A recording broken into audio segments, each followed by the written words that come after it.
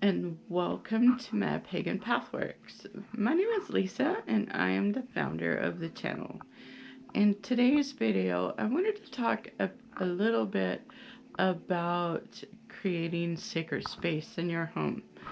And so that was one of the first things that I did when I first came to the path was create um, sacred space in my home. And it became a permanent thing, and then over time it evolved. So right now what I'm going to do is show you my personal sacred space. So let me take it over here. Okay, so I have brought in both the natural and the man-made into my altar space. And when I first started out, there's like 10 million books on Wicca out there. So when I first started out, I had a red candle and I had a green candle. I had this particular handmade wand. I had this crystal ball and the bell.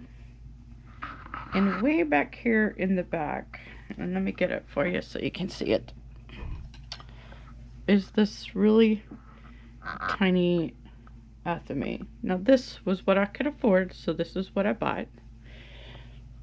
And so the evolution of this sacred space over time has evolved to include the things that came into my spiritual belief system.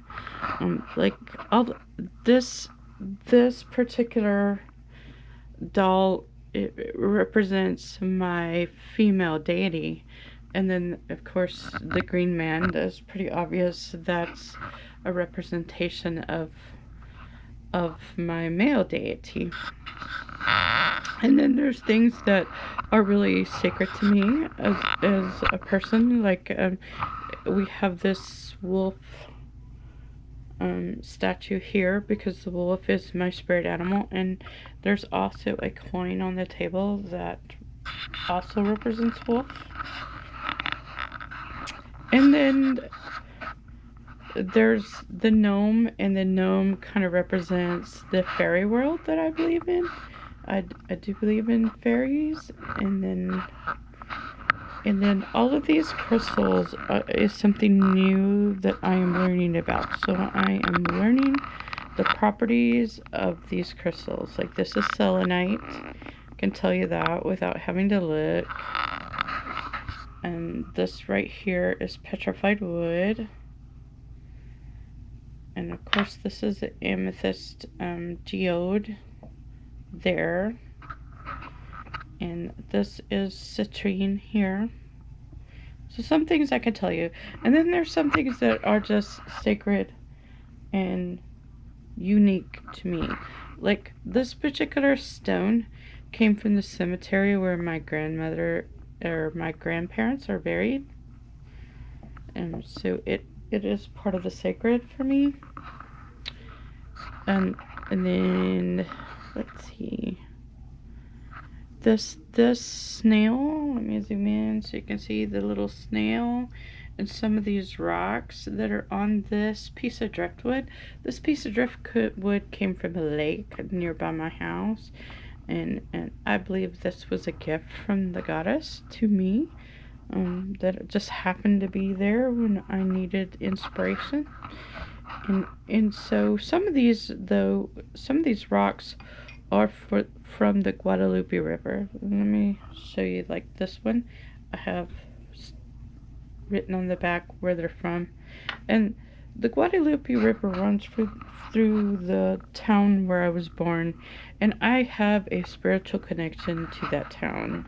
So over time, I have added things to this very busy altar, and it is very busy because this is all the space I have available. Is this little corner of my room, and so But after the basics, what became part of me was what you see here on the wall behind me, because it does have representation of both of my deities, but it also has pictures of my ancestors, and these are my immediate ancestors, and some of them are my great grandparents, and I have covered the faces on most of them, just to protect the privacy of the family. Not every family member is okay with having their loved one blasted all over YouTube. So I have covered them up, but there's representations of both myself, my deity, and my ancestors on this wall.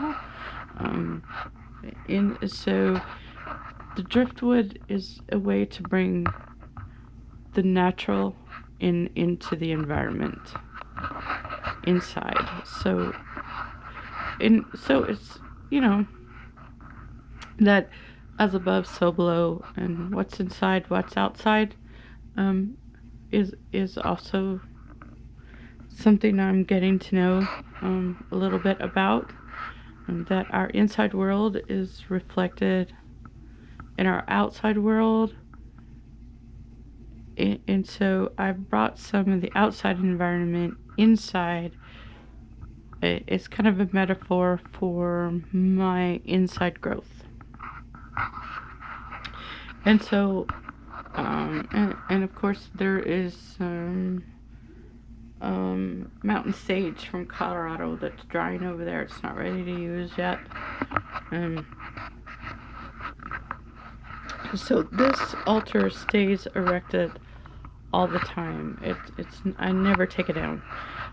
This is where I come to do my daily meditations. It is where I come to offer daily incense, although it hasn't been quite as much as daily as it probably should be.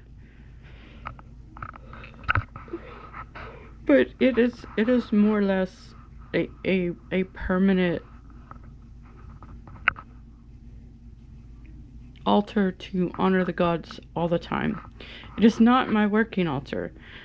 Now I have a table that I use to set up when I'm doing rituals, so I do not really use this table in ritual. This, like I said, this is something permanent that's meant to honor both my deities and my ancestors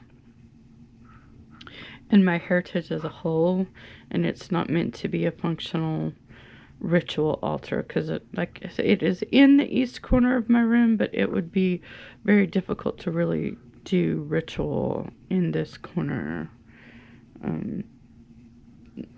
unless, I mean, it's possible, but it's a little more difficult. If you really want to walk around the circle, it's impossible to do that with this arrangement. But if you're going to cast a circle with mentally, then yes, you could use this as a working altar. I prefer it just as more or less a shrine, and use another table that I can take up and take down for my ritual altars. But anyway, so with all of that said, I just creating sacred space in your home is more or less a personal decision. It's what resonates with you. What means something to you. There is no right or wrong way to build a sacred space in your home, and that is what I feel on an intuitive basis. Now, there are times when you need to be more traditional, so to speak. There are tools and things that you need on your altar when you have a ritual, but for your permanent sacred space, then it is more or less what resonates with the individual.